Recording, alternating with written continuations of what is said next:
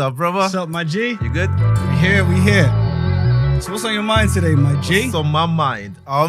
It's, a fairly simple one, really. You say that. I know. And it kind of keeps popping up every now and then. Yeah. And it's this narrative that people championing Idris Elba to play James Bond. Mm-hmm. And I saw that the other day, I go, you know what? I'm going to ask you your opinion about this because I've got a strong opinion about this, but I just wanted to know what your stand is on people wanting Idris Elba to play a James Bond character. Okay, so I have two-pronged opinion about it. On the one side, I understand the call to have a reflection of diversity because what James Bond stands for in the British film context is quite a monumental thing.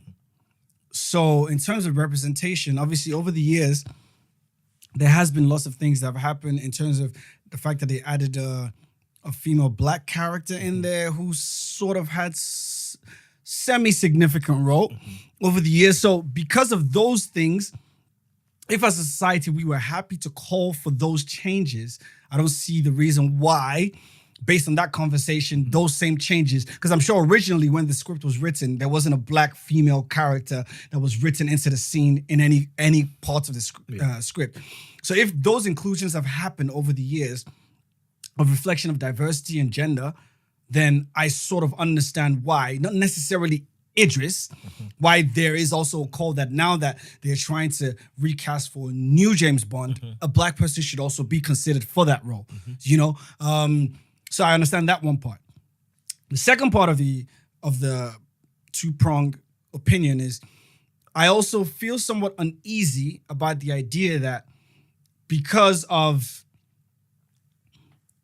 what James Bond as a brand stands for, we black people feel like there has to be representation of them in that, because then that to me panders to the idea of whiteness to be all and end all of everything. Because when you look at James Bond, the film as a brand, it's obviously it was written by a white man and it was specifically written about particular types of characters. And in his initial writing, obviously he didn't put a black character, definitely not as James Bond anyway. So this idea that we feel like, oh, we want a black representation in there, I feel like that also somewhat has an element of potential of us not taking our eyes away from the main prize, which is the fact that why can't we create things that are written by and reflecting us without feeling like we need to be accepted by these infrastructures of whiteness that have always created these grand sort of, representations of what they depict the society to be. So there's two sides to that, but I think I definitely am leaning towards the side where I understand the call for diversity, and I think representation is very powerful. So the fact that, just like what Black Panther did, the fact that, the protagonist and the evidence of blackness in a positive way did so much more than actually in terms of how much the movie sold or whatever else. For me, the representation is so important. So I also understand why, because of that, there is a call for the lead next James Bond character to be Idris Elba, in this case, a black actor. But yeah, that's my opinions on that. What's your thoughts? You've made some valid points. As always. But now my thinking it's complete rubbish. Okay. And the reason why I say that is I think we, and by we I mean ethnic minorities, and by that I mean black people, and ethnic minorities as a whole, we need to learn to start creating our own. I completely agree with you about representation and having diversity, but I believe to really build, you need to have strong foundations. And the idea of a character that was created specifically for, a certain race, we would want to jump on that character. To me, it's ludicrous. I think for us to, if we want to make change, we need to start building from the ground up. And we need to start creating some of these characters, which I know we can, and which would be even more amazing than the characters that exist right now. I think we need to start getting into the mind frame of creating our own characters that look like us, talk like us, and reflects us, and into the media, rather than jumping on the character that's already been created. Because I'm very sure Ian Fleming, who created that James Bond character, will be turning in his grave if he had an idea that his character is a black person is going to play his character. Because I'm very sure it's a good thing. Because even if he wrote it and he only wanted a white person, the years and years where he wrote it, even if he's turning his grave, I mean, there's a lot of slave owners that are turning in their grave now when they see who's bought the houses that they used to. That is have, true. You know, so that's not a. That is true. But Right. why don't we leave that character for him and create our own? Why do we feel that we need that character in the first place? For me. That's the whole point of my argument. Why do we feel the need to jump on any character? Why don't we start building our own? Because the reason why I say that is 5 years down the line, when the recast comes again, it goes back to a white person, and then what? How do you know that? It could be another black person. Maybe, but the likelihood Indian person. Yeah, very true. But the likelihood of it going back to the original character, the original race that it was supposed to go for in the first place is very high.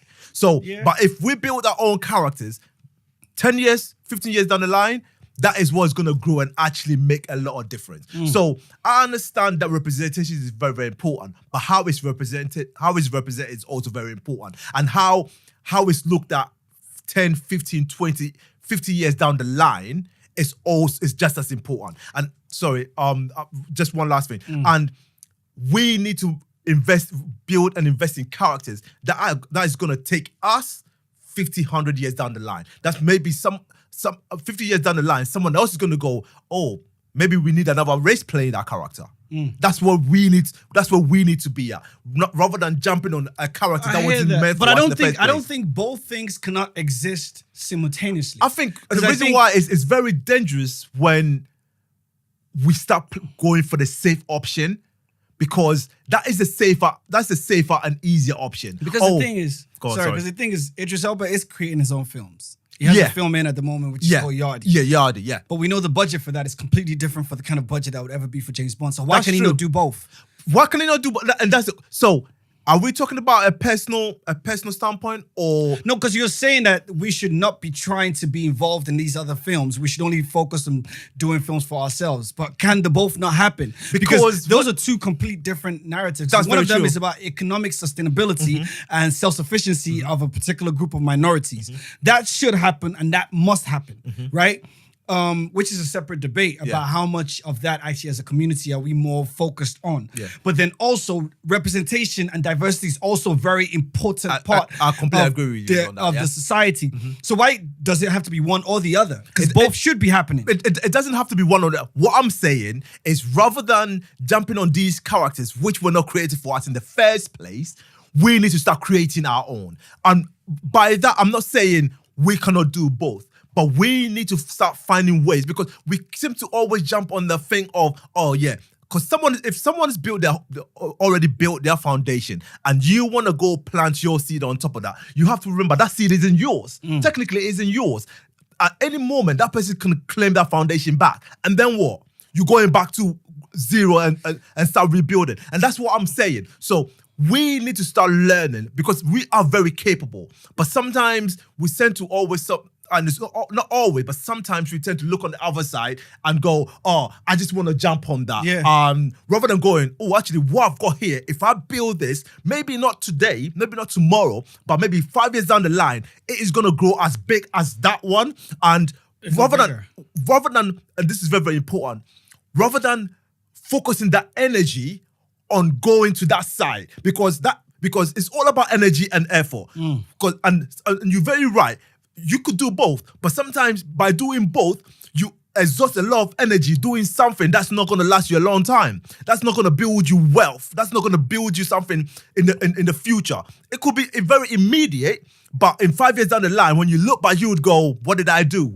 And there will be nothing concrete that you've done. I agree with that, and that's what for me, that narrative sometimes is a bit troubling, because we could do both, but what stands to gain us the most when we invest ourselves, our time and energy, And that is also the key thing as well. Absolutely. I mean, I agree with that sentiment, and I do believe that, the only thing that just makes me sort of lean a little bit into the argument of I understand the call for diversity in James Bond. I completely. But for me, what buggers me? Why James Bond? Right. Is what buggers my mind. It's like we keep going, we walk, and then we still slowly turn to the same old establishments. Do you know what I mean? You know what? Because there's something and this is something that I think I'd always intellectualized and knew this before, but not until Black Panther happened did I really tangibly understand how powerful representation is. But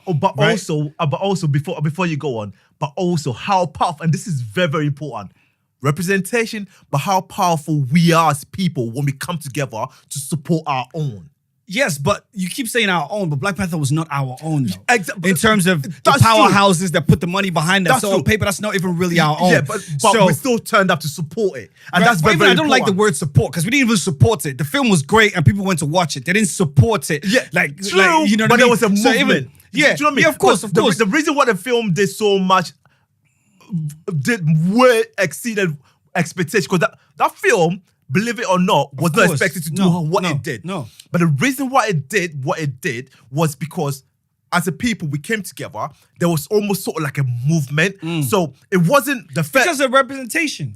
So it wasn't the key. It wasn't the first week sales. It was the second, third, fourth, even a month later, the sale was still churning because that movement became a life force of its own, and it just kept rumbling on. Absolutely. And that is what I'm trying to say. As a people, when we come together to support our own, we are formidable. So why are we not creating our characters and backing ourselves? Rather than looking onto the other side and going, oh, that character has been going on for 50 years. I want to jump on that character. Because we are ingenious like that. We can do this. And and like you said, when we come together to support a project, it's amazing. Yeah, I get that. But what I was saying about representation is not until that movie came out that I realized how important it is. To see a little kid see the idea of what it means to see a Black protagonist in a film, not just one. So many different shades, different types, different styles, different, so that to me just showed beyond just the fact that, it was good to see a film that, represented Africa in a particular way, but it's about the direct connection.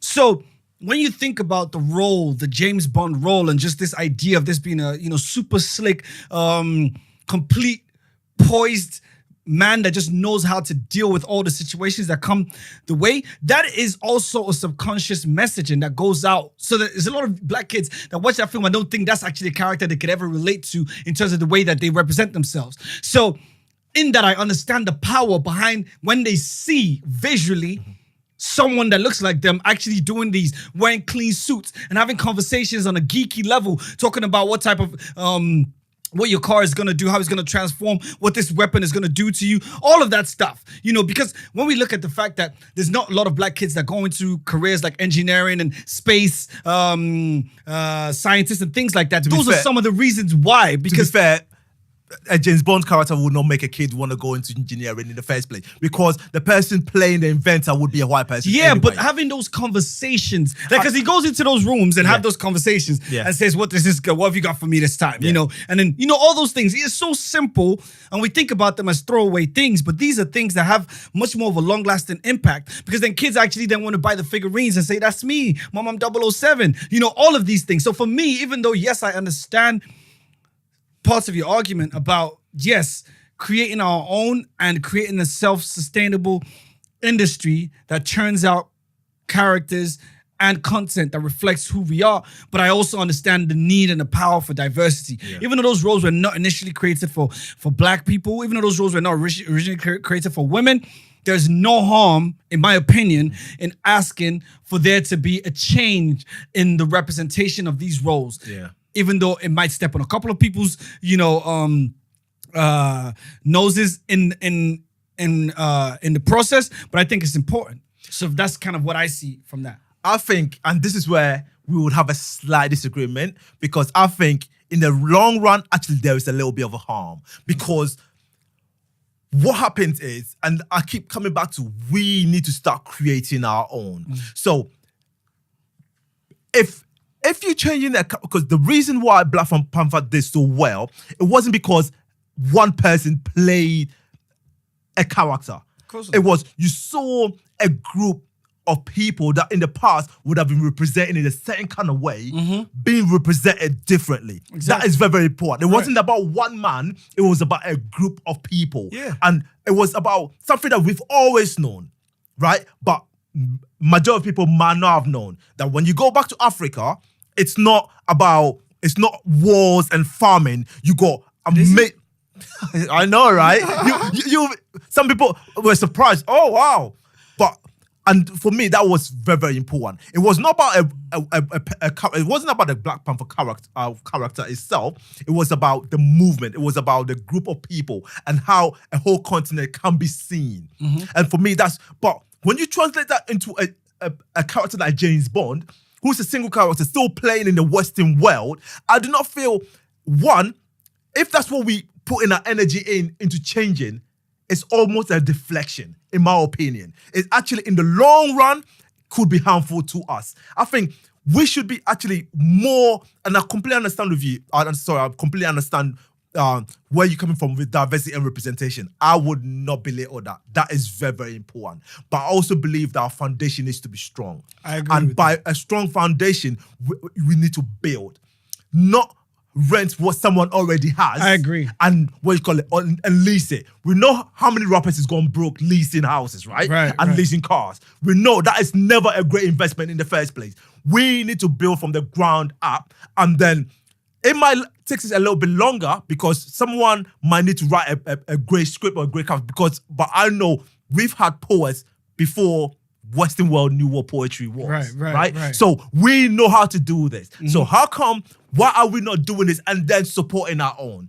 But that's also another question. Exactly. Which is, we need to support our own sometimes as well. And not wait for someone to endorse it for before us. Exactly. Because those are big topics and big things that you're touching on, which are fundamentally some of the plagues in our community, and that's why, the conversation is so big, because you cannot talk about this without talking about the effects of white supremacy. Because the idea that we always look at validation based on things that have historically been infrastructure that have been dominated or created by the white supremacy structure. The westernized exactly. World, so that's why, a part of me understands why you have that feeling, and I also have it as well. That why do we care that that we want a Black James Bond? Like, why do we care about the James Bond infrastructure? But just because I like James Bond, but I feel we could do better. Right. But just the fact that what James Bond represents for the British culture and the British film culture. But you're saying that a British film culture, right? Let them have it. Right. Do you know what I mean? But then that's the problem, because the British identity is not just a white identity, and that's why I think a part of me also understands. So you really start shifting it, right? Trying to shatter that perception that British identity is complete whiteness, which is obviously not the case. So that's why a lot of people's like, well, why can't James Bond be Black? He's very much as British. But it's not necessary. He's very much as British as Daniel Craig is. So why can't it be Idris Elba? And that's why I sort of understand that as well, because it's trying to shatter the bigger concept of why representation has been structurally created in a way to reinforce a particular narrative, whereas that's not necessarily a true narrative. So that's why, but I do understand the fact that it's difficult to be able to do that, as well as then try and build something your own as well, because you cannot already put a lot of effort into that in the first place, right? So it's one of those things where it's tricky. At one point, we need representation and we need that exposure, right? But on the other side as well, we need to start building our own. And as people, we need to start identifying with the builds, because once you jump onto someone else's platform, you're already clipped, because now you're being told how to play a character, how to do whatever you need to do. If you build it from the ground up, you know all your nuances that you bring to the table. No one is telling you how to play you. Do you know what I mean? So it's a thing of, do we invest in the now or do we invest in the future? And I believe, as to invest in the future, yes, some would say you need it now, but you also have to think of the long run. And also, is it a thing of, are we cutting our faces, our noses to spite our face, or actually are we making decisions that are going to benefit our kids and our kids' kids? We might not see the benefit of it now, but is that too much to ask for if we know our kids and our kids' kids are going to reap the sacrifices we make now? Yeah, I mean, I agree. But just like what we said before, just to avoid kind of repeating myself, but there's two prongs, because what we're talking about in terms of what our kids are going to be, our kids' are going to be, left with in the long term when we build our own thing. Yes, that's important because you're talking about economy and self-sustainability. But in the interim, in terms of how the kids feel about themselves when they step into the world, that's equally important. And that's why the now is also important, because we're talking about how they step into the world with their chest out, saying, I'm not just a forgotten element of this society. I also belong to the top echelons, even though there is also a problem in the idea of what the top echelon is representing to be as well. For me, and that is a very, very important thing, because we still keep shifting to that. Do you know what I mean? That scenario, the same scenario that we want to overcome. Right. It feels like we've got this I'm finding it difficult, but this magnet that no matter where we're looking, it keeps shifting our attention back to that. Right. It's like, why do we need that? Why do we feel? From.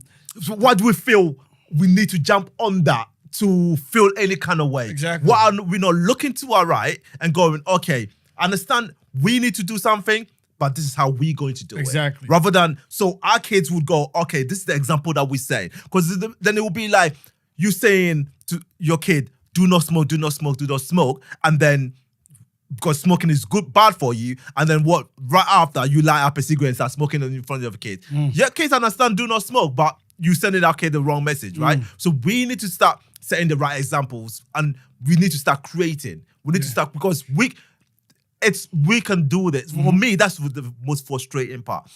We can do this. The other question is, are we going to support it whilst we do it? Exactly, because I think that's the important thing. And I think in other facets of the way that we engage in a society, it's something that, still irks me about this idea that, we always lean towards things that typify success from a white supremacist perspective, So, recently, the Jay-Z and Beyonce video that was shot in the Louvre, was something that was such a big thing, because people was like, man, that's black excellence. So even this definition of what does black excellence mean? Because are we trying to mimic what has historically been areas that we've never been allowed to be in? Obviously. So therefore, we see that still as the pinnacle, that is the pinnacle of success. Because why do I care that, yes, they hired out the whole Louvre and they shot the video there.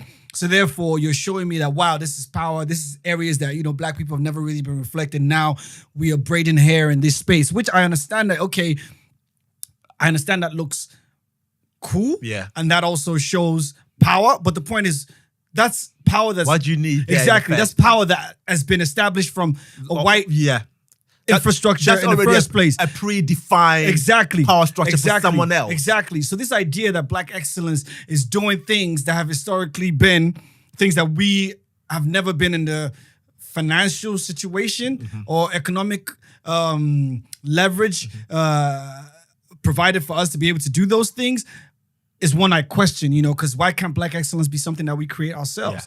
Completely very removed from all the... what the predefinitions are. Exactly, That's exactly. Because it's almost like, if I invent a game, right, and I go, come play with me, guess who's going to win that game? I am. Do you know what I mean? Because it was my invention in the first place. We need to start redefining what the definition of our excellence is, rather than looking at what someone's definition of excellence was. Because that person's definition, they're always going to win that race. Exactly. Because they came up with that. Exactly. We need to start coming up with our own definition of whatever success is. Absolutely. And change that dream. Exactly. That's the only way we can win. Yep. Because if I'm running someone else's race, guess what? That person's most likely going to win. Yeah. But my only caveat is, in the interim, we also need to challenge the desire for these powerhouses to actively include diverse representations of people. Because if you think about, the Harry Potter film and things like that, obviously, I'm sure when she wrote the book, all the characters she wrote were white. Yeah. But over the years, she's decided to switch up specific characters. But the bulk of them are still white though. Yeah, the bulk of them are still white. Yeah. But there's like lead character, not lead, but there's like lead female characters now who have, especially in the play and in some of the film, black women, I've watched all the Harry Potter movies and there were no black main characters in the Harry Potter there's movies. a character which is called Hermione. What's that called? She's a girl. Yeah. White girl. Yeah, but now in the I think in the new Play? Yeah. Ah. Definitely, but I think also in the new film. There's not been a new film. I think that there was a new series that's coming out. Right. But her character is not in that series because it's a whole new arc. Because I knew there was a huge sort of furore about the fact that they included a black woman in a role that was archetypically written as a white woman, and she came out and said, yes, I wrote the character, but now I decide that actually it makes more sense to also have a black woman. How does it make more? See, I always look at this and I go, why has she changed? Why has she changed her stand? Is it now beneficial to her to play the game? Do you know what I mean? So is it a game to make sure that also because it brings people in to come see it? So can you not also that's identify years and years later the fact that at certain times in your life you weren't as progressive in your thinking? That's true. And then acknowledge that, okay, now I can rectify that. But there goes my frustration. This is why I keep coming back to we need to start creating our own. Because when we create our own, we are in control of our narrative. Yes. We are now, and this is what I mean, we are leaving it to someone else to decide whether, I'm going to change this character for someone else to play it or not. If we create our own, we do not stand for that anymore. Yeah. If we create our own, we are now the ones in the driving seat choosing. Yes, and I agree with that. But what I just think you're not taking into account is the power structure. When we create our own, like these industries have existed for so many years. Like the power is overly skewed towards the white people who put the money behind these. So that is true. So in but the only interim, one way, though. But in the interim, before we are in that position to be able to, commission big films and big projects like that, then we need to also be reflected in that. Yeah, but that's the thing. You keep saying the interim, but the interim is always about action. So if in the interim we are chasing this narrative, then when are we finding the time to do ours? But obviously that's why I said both have to be done. But we're looking at it as we want our cake and we want to eat it. We cannot. If you want to lose weight, you need to make sacrifices. Yeah. If you want to get ahead at certain film, sometimes you might need to make certain sacrifices. And when you were saying we might need to do this for the power structure to recognize this, maybe what we need to start doing is actually going, we're going to go all the way here for the power structure to actually recognize, okay, when we go all the way here, it works. Because when it's all said and done, it's about the bottom line, which is money, right? It's about the money in a case like this. Whoever the power structure is, they need to know something is commercially viable. It's as simple as it always comes down to the commerce at the end of the day, right? So if we shifted the dynamic and prove that it works, you cuff everyone's hands.